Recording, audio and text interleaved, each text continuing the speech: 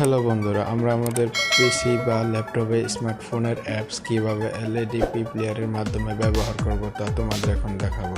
তবে এখনও যারা আমার চ্যানেল সাবস্ক্রাইব করে নাই তারা দ্রুত সাবস্ক্রাইব করে আমাদের পাশে থাকুন আরও নতুন নতুন ভিডিওর জন্য। ডিসক্রিপশনে লিঙ্ক দেওয়া আছে, তা ক্লিক করে যেভাবে দেখানো হয়েছে সেটিং সেভাবে দ্রুত সেট আপ করে নাও।